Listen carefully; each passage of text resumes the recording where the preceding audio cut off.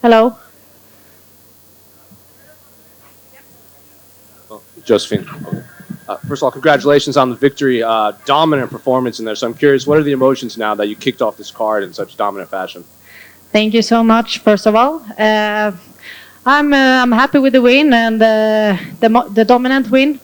So yeah, it's always place for improvement, but it's my debut, and I'm really pumped to be here in Las Vegas and having this fight in such a short notice.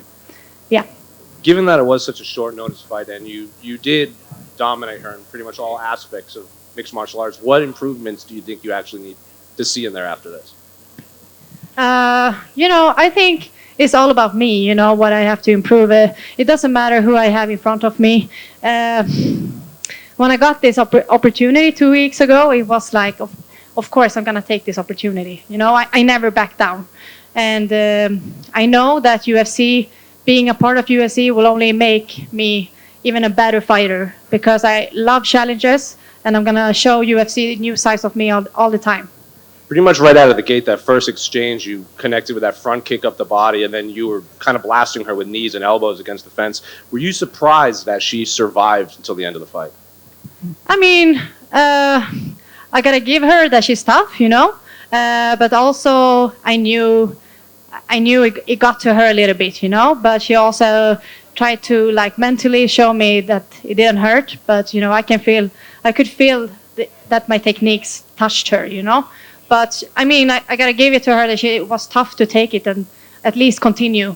Yeah. After the fight, when you did speak with your coaches, do you think there was a moment in there you probably could have finished her if you had maybe jumped on the choke earlier or kind of took her down earlier in the fight rather than standing there trading with her? Yes, I do think so. Like my last fight 3 weeks ago at the Contender, but I also think because I always put that pressure on myself, to have the finish, and because I know I can do it, but and my team also believes in me. But I'm just gonna let it come more natural, and I know that this is only the beginning, and this is my first fight. It's just gonna get better. Last one for me. What do you want the rest of your year to look like? Do you want to stay this active continuing, or do you want these full camps again, or these short notice fights where you can rack up a lot of fights in a short amount of time? I'm a fighter, and I've been waiting for this for a long time. So I'm just gonna stay ready for whatever opportunity shows up for me. I'm not gonna turn down. I want to have fights, more fights. Of course, I have to be realistic, but I feel like my body and everything, my mindset, everything is perfect, and I just want to have more fights. Josephine, right here in the back. Josephine, obviously going out there, big event in Las Vegas. I mean, you've obviously imagined what this would be like. When you got out there, you heard the crowd, you got under the lights. How did it live up to what you imagined? Yes, it did, and more. I love this feeling. Like yesterday at the weigh-in, I just want to take everything in and enjoy the moment. I want to show the world that I'm going to be 100% me. And that feeling I had walking into the fight tonight also. For fans who don't know, can you talk a little bit about the face paint that you had during the weigh-ins? Is that something you normally do? No, that was special for my debut. It was my Thunder. My Thunder is my nickname. I had it all the way since I started fighting in Muay Thai. And also I had the Swedish colors because I'm from Sweden. My final question, did you think that Marnik was trying to play a little bit of mental games by walking out to Avicii, who's Swedish also? I didn't think about it, to be honest, because I was just so much into my own game. So now when you say it, it was Avicii, but I would never care. So Congrats, thank you. Thank you. Hi, Josephine. I'm just curious if you can talk to us a little bit about the time between not getting a contract and then getting the call to be in the UFC. Was it hard to stay focused, to stay positive, or did you feel like it was coming right away? To be honest, directly after my fight in Contender, I was it was a disappointment for me, but I could only blame myself because I understand the decision.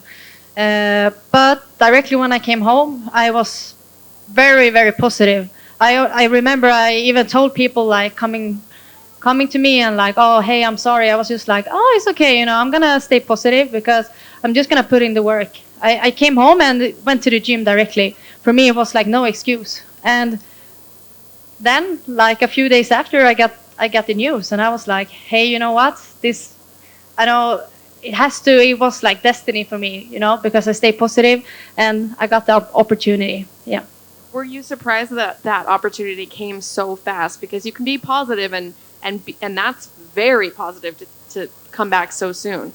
Yeah, I was like both yes and no because it's UFC and everything can happen. So you have to stay ready. And I've seen it with the fighters we have in our gym with Khamzat Chimaev, and you know you gotta show you're hungry and show what you want to do. And this is my passion and this is my life, and I waited for it for a long time. So you know we just go for it. Yeah. Was there any bit of, I don't know if resentment is the right word, or a little bit of disappointment that you didn't get that chance at Contender Series because you got it just 2 weeks later, but, you know, it's like, why couldn't I have gotten it 2 weeks ago? Of course, I had that thought, you know, like, but it's not going to give me anything because we have to move forward. We got the fight. We have a new opponent. I'm in the UFC. You know, it's not going to help me to overthink that, you know, because now I got the opportunity and it was just like go time, you know, and prepare myself 100% for what I have in front of me, not what I have in my past. Thank you. Thank you. Josephine, one more over here. You mentioned your teammate Khamzat. He obviously has a fight coming up. So what's it like being in camp and seeing him? Like, because we hear all the stories of him training, but when he actually has a fight and an opponent that he obviously doesn't really care for, in Paulo Costa, what's it like watching him train in there or being in the gym with him? Watching him training, it's like a big motivation for me. Obviously, I'm not training with him, you know, of course not. I got those questions earlier, so I just had to sort it out. But we're training like side by side, and I learn a lot from him on the mat, and I look up to him as a fighter.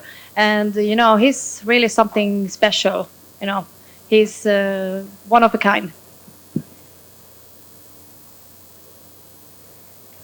Right. Anything else? All right. Thank you so much, guys.